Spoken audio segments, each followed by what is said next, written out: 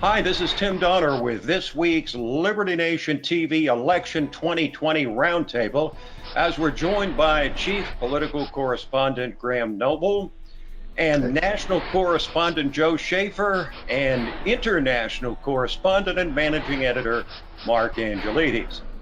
So, gentlemen, Joe Biden finally made it official with a video that was centered on a gross distortion of what Donald Trump said about the events in Charlottesville in the summer of 2017. He insulted Trump voters by saying that they voted for a white supremacist. He's basing, apparently, his entire campaign on hatred and fear of Trump, as if the other 20 candidates don't feel the same way. He seemed to have no ideas, no positive message. He has a grandfatherly-like appearance these days and seems like a relic of the past. Have I summarized things well? And Joe, let's start with you. Is Joe Biden the best that Democrats have to offer? Well, I'm excited about Joe Biden's candidacy, and I'll tell you why. It's up to the Democrats now to do what the Republicans did to Jeb Bush in 2016, and that's to end this old school uniparty establishment brand of politics that Joe Biden seems to think still flies in a totally changed election climate. You know, he's got the logo, he's got just the whole campaign. He has the poll coming out saying he's the front runner right away, and Chris Matthews has the tingle down his spine. It's all, you know, it's like Hillary, it's like McCain, Romney. They just come and say, I'm the appointed one. And the Democrats have a wonderful opportunity here. I hope they come through to say, whatever is happening, this is over. This style of politics is not going to fly anymore. It's not going to work. You got to offer more than this. Joe Biden has nothing more to offer than this. And so I'm excited. I hope the Democrats reject this and we can all move on from this 30-year era from 1988 to 2014, roughly, of these uniparty establishment politicians thinking, hey, it's my turn. Here I am. Now, let's move on from that.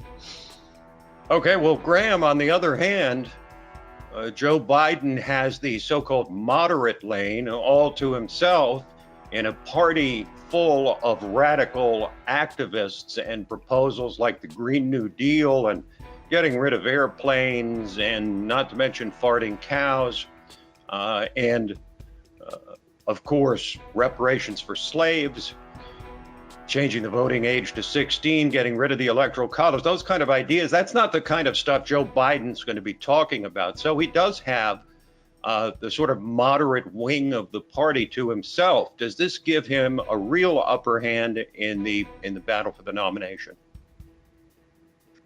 I'm not entirely sure, Tim, that it gives him the upper hand. I think he's, Joe has got a lot of problems, a lot of skeletons in his closet. But aside from all of those, I think when it comes down to, carving out his niche within the Democratic field, I think the problem he's got is that, amusingly enough, he once said that he was the most progressive candidate, which of course is a complete joke.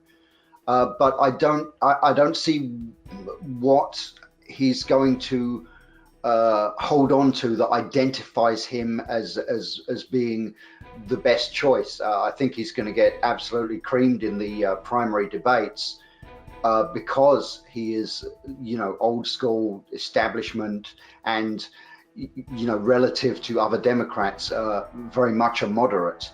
And of course, what he's going to do is he's going to go after, or he thinks he can go after, the working man, the blue collar guys.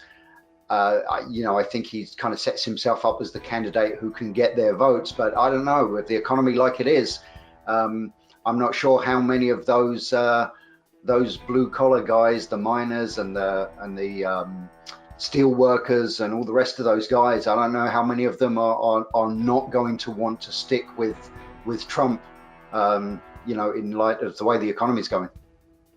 Right, we've got 5 million new jobs since Trump was elected, record low unemployment among the most important demographic groups for the Democrats, blacks, Hispanics, women.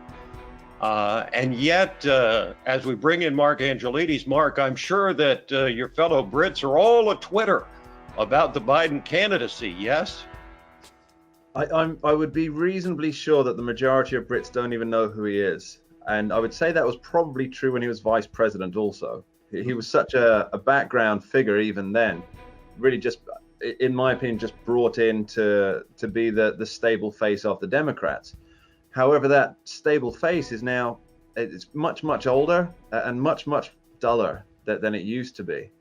But in terms of his name recognition, it's there, but not so much. It really hasn't got the impact factor that it has in the US. Although with his latest, I'd say this was his deplorables moment, I think, calling out those who vote Trump as racist, essentially. I would say this is his basket of deplorables moment. I'm sure he'll get a bit of coverage for that this side of the pond.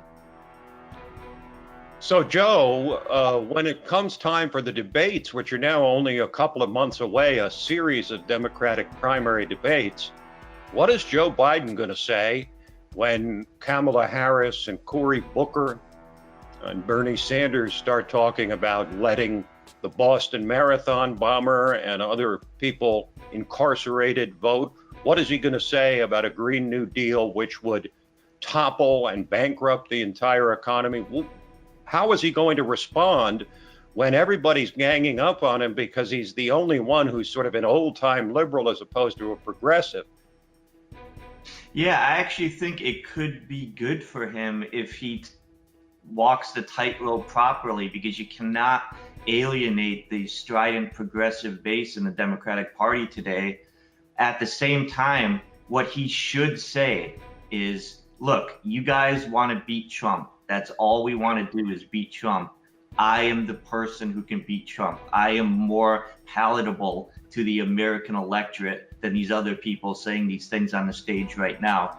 And let's beat Trump first, and then let's talk about all these other things that we want to do.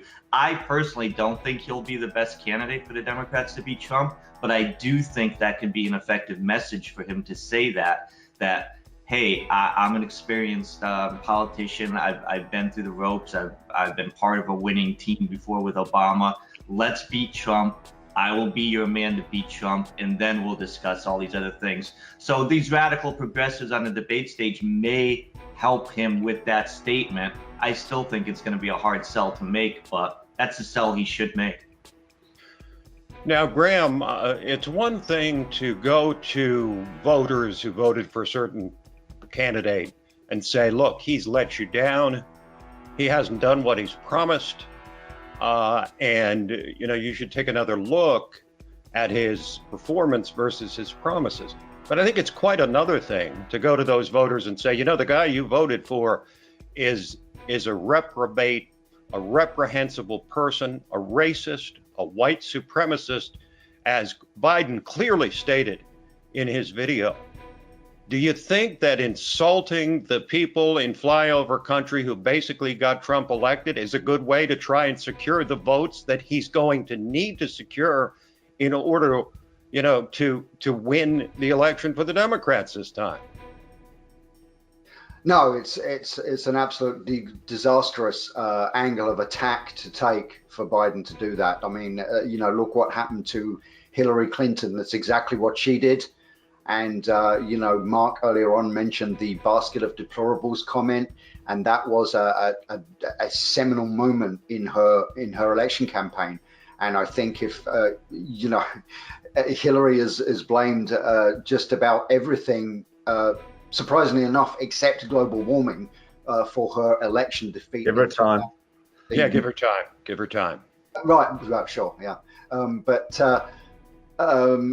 If you could literally freeze one particular moment in time during her campaign and say that was the moment that she lost it, it was when she made that basket of deplorables comment. I'm absolutely convinced about that. And I think the more Joe spends his time insulting Trump and everybody who voted for him, the less chance he's got of ever getting anywhere back near the White House. By the way, just to put it into context, the latest excuse on Hillary's excuse tour is the overturning by the Supreme Court of the Voting Rights Act. That was the reason that she lost Wisconsin. In case you guys had missed that, I thought it was important that you know it. All right, Mark, let's turn to you and talk a little bit about the odds, because you run the odds every week on LibertyNation.com in terms of who's up, who's down, who's the favorite this particular week. What are the odds of Trump getting reelected?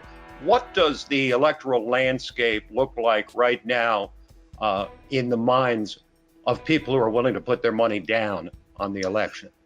Well, these are the people that really predict things well. It tends to, but bookmakers never lose money. They're always winning by making the odds perfect.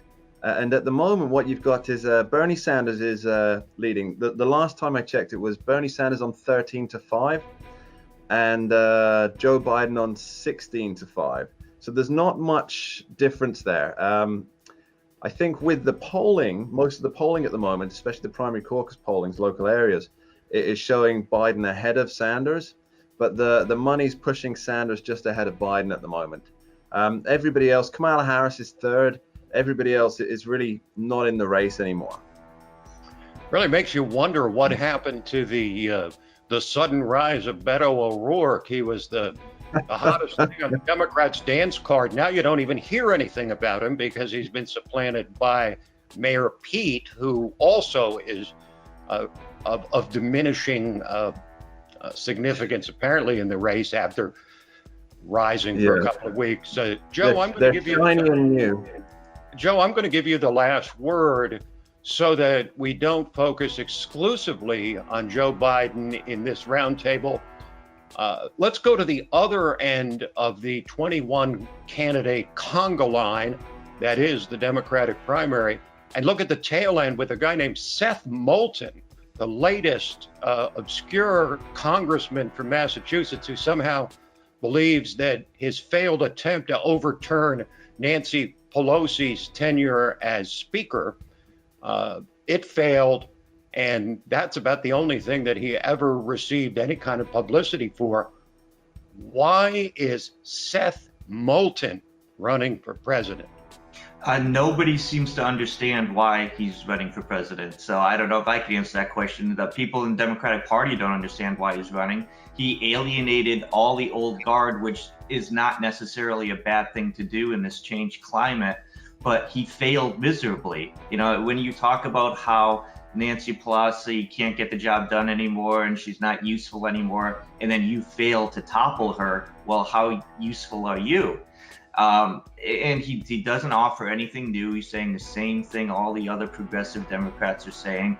And what people in Massachusetts have said about him is he's very ambitious, extremely ambitious.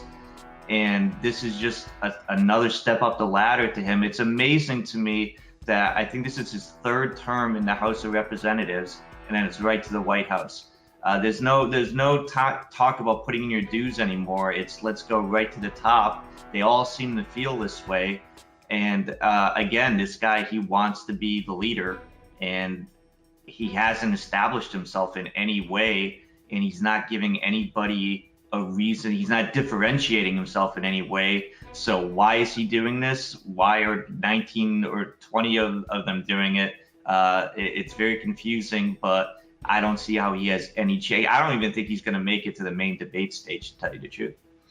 Well, he's the second third-term congressman to enter the race, the other one being Eric Swalwell, who really might take on Joe Biden in terms of how much he hates Trump. I think Swalwell may be running pretty well in that race in terms of hating on Trump. It's just that he doesn't have any other ideas, and, well, he's got a whole lot of other liabilities. But anyway, that'll do it for this week's Roundtable.